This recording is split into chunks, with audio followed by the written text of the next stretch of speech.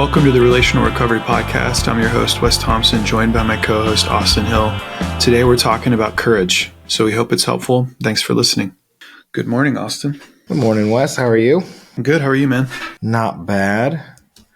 This morning, I'd like to talk about with you what courage is. So some of us, when we hear the word courage, it's something that we look up to, and it's something that we all want. And it's also something I think many of us want more of, because I think it impacts the vast majority of the decisions we make. And something that's stood out to me about courage is it is not reckless, and it's not self-serving. And it's almost always pointed at improving something outside of yourself. But it has to be a choice that you make, and it's something that powers you forward. So it's a really, actually, it's like a complicated thing that we're able to identify it in people when we see it. But yet it's something that I think we are able to see it because it's not something that everybody does. It's something we desperately need a lot more of, but it's really hard to do. Because by doing something courageous, we're giving the opportunity to failure, for loss, for rejection. So it's a really scary thing. But you most likely, things that are scary are definitely worth the time and effort and pain to go through to get that thing. So that's kind of the outline that I had in my mind when thinking about what this topic is and what it means to me. What comes to mind for you when you hear courage? I think that the only way to be courageous, I'll never forget a guy that coaches me. He asked me the question, like, what does it look like, or how do you cultivate courage? What does it look like to be courageous? And I kind of stumbled around it for a second. And I finally was like, I was having a hard time articulating, and he just said, you got to do stuff that scares you. So there's an element, and you alluded to that, but we're not by definition being courageous if we're not pushing a little bit against our limits. We're pushing against our comfort zone, if you will. Mm-hmm. As you were talking, I Googled courage, and the definition that came up was the ability to do something that frightens someone, strength in the face of pain or grief. So this idea of doing something that scares you, but that, not just to do it to be scared, but I think, when I think about courage, I think, I guess that's a part of it too. It takes courage to just do anything that scares you, but I think in this context, we're talking about being relationally healthy. We're talking about growing in recovery. Courage in this context is doing anything that is scary, but that will lead to growth in some way, shape, or form. And growth does require courage, because what's comfortable is to stay where we are. And what's comfortable is to keep doing what we know to do, or what's comfortable is to give in to whatever impulse that our body is craving or wanting. What takes courage is to go against the grain of our bias, to go against the grain of our body, and to do what we believe in our core and in our heart and in our mind is better. That requires courage. So off the top of my head, those are a few thoughts. I have a question I want to throw back at you. You said that often courage is growing outside of self. There's an element of it's growing, but outside of self. Can you speak to that a little bit more? Like, what do you mean by that? Yeah, I think that we often look at people who are courageous and what those actions are. It's to benefit not only yourself, but others. So it's not just like, I'm doing what I want to do right now. It's, I'm doing what is right. I'm doing what is right by me, what is right by others, what is right for my family, for my neighborhood. So it's, because if we were just focused on like, well, what's best for me? Sometimes what's best for me isn't courageous. Sometimes what's best for people, like, especially if we look at just historical figures, what was best, what we would call best for someone means that people wouldn't have sacrificed their lives to save the fellow soldiers in war, or sacrifice their standing in society to improve something. Like Florence Nightingale revolutionized nursing. She came from wealth, and she had the courage to like lose that and then stand up against a bureaucracy and old ways of thinking about it to save lives. So that wasn't like, if I came from a really wealthy household where I didn't have to worry about money ever again, and said, well, you can either go after this calling that you feel to improve the lives of people in another country. You could lose all that, or you could go do that thing and revolutionize the way that we look at healthcare. Saves millions and millions of lives. That took courage from her. I think courage is being able to brave something or someone, because it's a challenging task or a challenging person. And those don't always have to be negative, but sometimes they are. So it's the only way that we are actually going to be courageous is be afraid. So that moment where you're like, well, I'm afraid all the time, that's a moment to be courageous. That's not like, if you're afraid, it doesn't mean you can't be courageous. Everyone who's done something courageous is afraid. Yeah, we often kind of end these conversations on application, but I think the most basic application that we're going to continue to talk about through this, I'm assuming we don't do any prep on these, but like, it's the antidote to fear is to press through it. So I just want to keep highlighting what you're saying. Like, if you want to cultivate courage, or if you're struggling with fear, it's not avoiding it. It's actually being courageous again, is acting in the face of fear, is pressing through the fear, because that's the only way through. It's to be uncomfortable. I love the metaphor, or not, it's not a metaphor, but an analogy of courage and strength.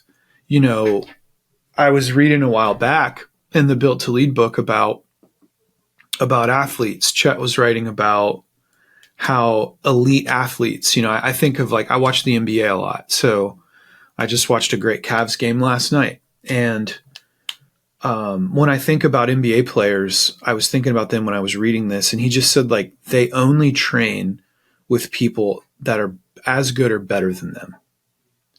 And it's like, well, why would you do that? Like, you're constantly going to be uncomfortable. You're going to lose a lot. But it's in that place of being uncomfortable and losing a lot that you get better. You could apply that to leadership. I think that principle kind of goes across the board. Like, that sounds great, but what we have to recognize, us and anyone listening, is that if that's true, then that means growth requires courage, and courage requires us to continue to move in the face of fear and being uncomfortable, because we don't grow and we don't get better. Like, if an NBA athlete, his training was going to the local YMCA and playing with the guys in his neighborhood, like, he's not going to get better because he's already better than everybody there. So he could probably play like half as good as he is and still win, right? But if he's going to continue to improve, he's going to have to train with people that are better than him. And that takes courage. That takes courage, because we tend to want to be comfortable, even if we don't think it. Like, human beings gravitate towards comfort. And so when we feel uncomfortable, we go to where comfort is, but that's often not where growth is. And that's definitely not typically where courage is. Yeah. And it's about it's about adjusting our perception on the situations that we're in. Because if you think about like someone who, if you feel like you struggle with courage, or you're like, I wish I was more courageous, you have opportunities every day to practice this. It's about your perception, because you probably put a bunch of effort into finding yourself in situations, or putting yourself in situations, or avoiding situations that require you to be courageous. That's a lot of effort. And it's about your perceptions. Like, you're trying to avoid something, or not find yourself in situations where you have to, either hold to your principles and like make a stand where people might get upset with you. So you're putting effort in already to decide what type of life you want to lead. So if you're looking at life as like, I just don't want to have conflict, or I don't want to have opportunities to fail, you're thinking about it already. It's not like you have to change like your day in and day out life. It's changing your perspective and what you think, because that's the one thing that you can control.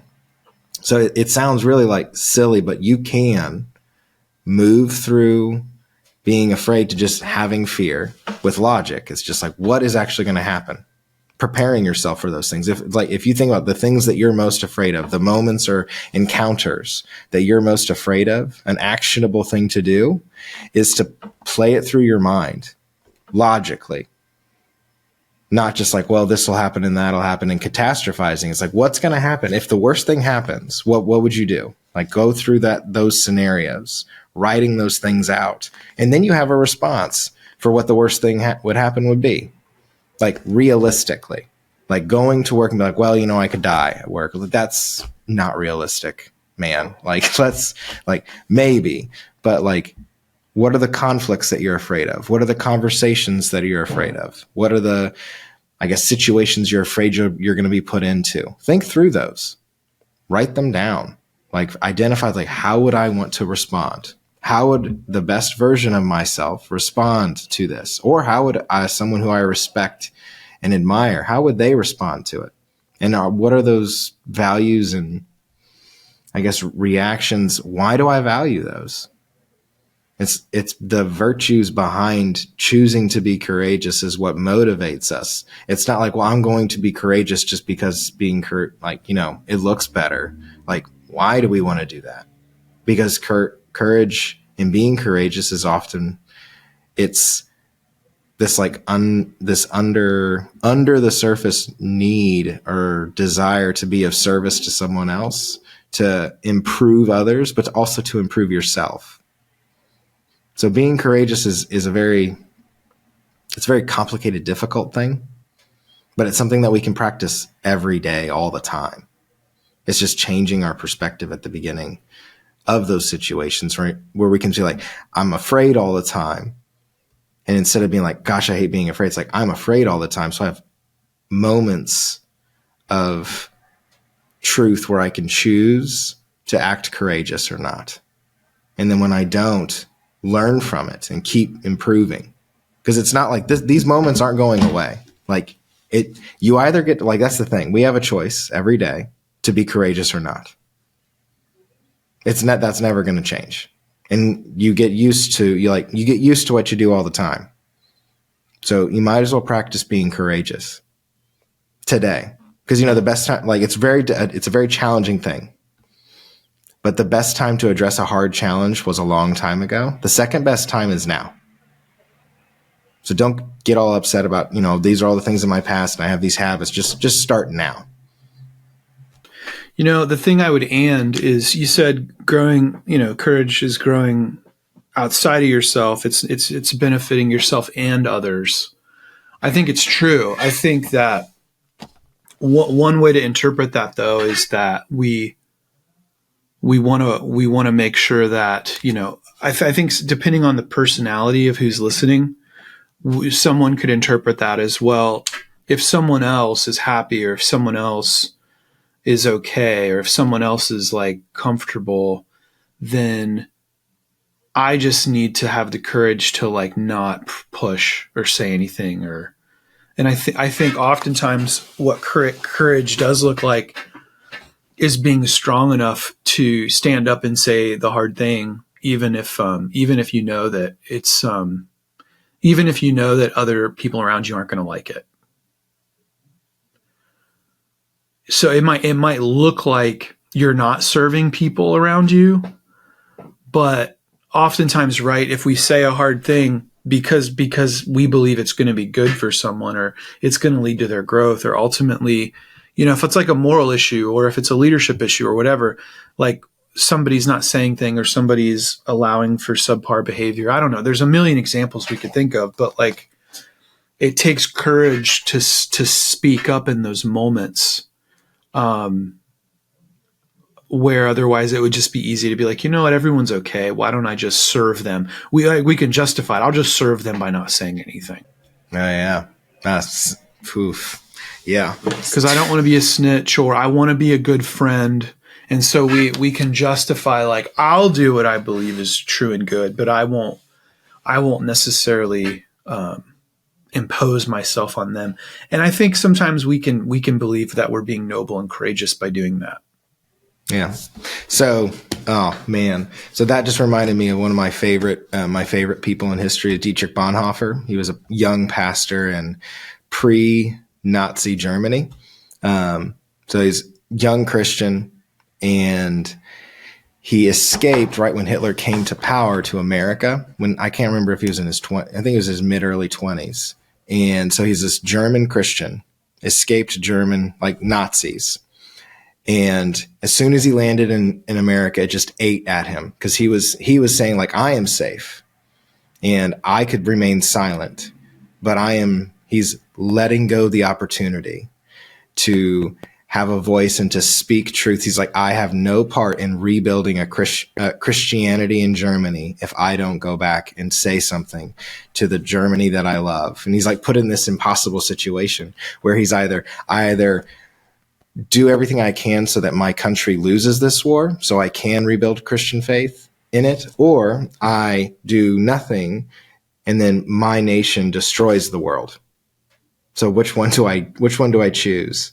And to him, like, so he went back making this choice that he probably went back to the gallows to be killed, which he did, because he was arrested and hanged for an attempted assassination attempt on Adolf Hitler.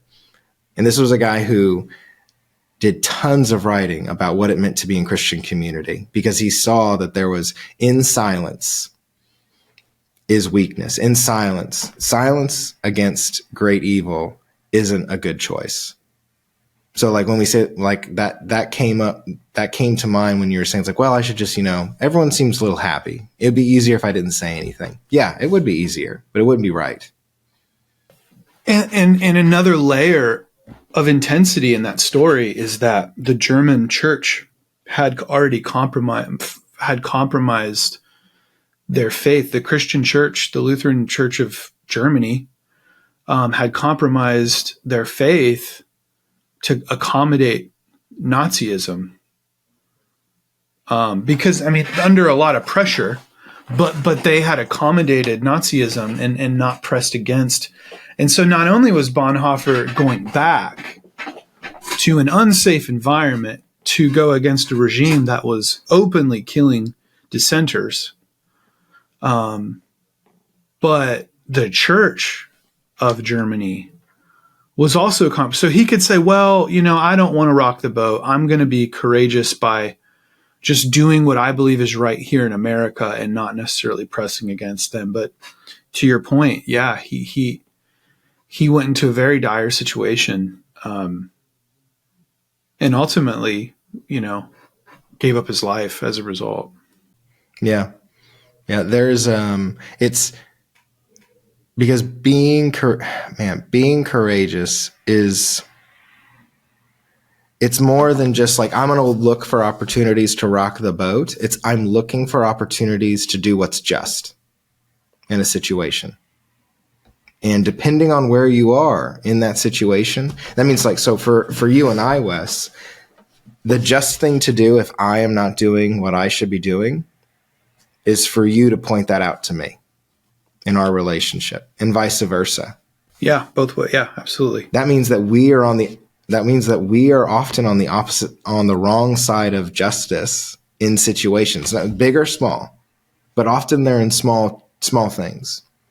So we have to be able to ask ourselves, how do we measure what is right and what is wrong? And the only way we're going to be able to do that consistently is if we have to think through it. We have because if we can, and this is where it becomes difficult for guys who are new to Christian faith. They're like, we've got this book with all these rules. So I'm just going to worship these rules and make them the most important thing. And then that'll keep me safe. But there's no courage in reading something and reading it and not thinking about it. Because you have to think about why is it that I believe these things? Is this good for my family? Is this good for my neighbors? And I believe that living out Christian values is good for my family, is good for my neighbors. It requires courage to speak those things in love. Being courageous doesn't mean you're a jerk about what you say. It's not about going around giving everybody demerits for all the mistakes they make. It's about holding yourself to those standards and working to hold other people to those standards too, in a way that is in a way that can be heard. Because again, just like we said, we talked about at the beginning, the perception of a situation is a choice that you make. What do you mean by that? Yeah, you can't force people to think the same way you do. You can push people, but you can't force them. And a really good way to make sure, I know that I get really stubborn if someone says, well, you're wrong, you think wrong. This is how could you think that way? I'm of course going to double down on whatever it is, even if I think it's wrong. So it's how we communicate those things. So it's not about going around being reckless. It's how do I, in a compassionate, loving way, stand my ground on what I believe is right and push people towards a more beautiful way of living. And that's why courage is beautiful and valued and needed desperately, because it isn't just about my way or the highway. It's about self-sacrifice. It's I'm willing to sacrifice myself for something I believe in. That's bigger than myself, but it improves my life and it improves yours. Thanks for listening to this episode of the Relational Recovery Podcast. We'll be back soon with a new conversation. We'll see you then.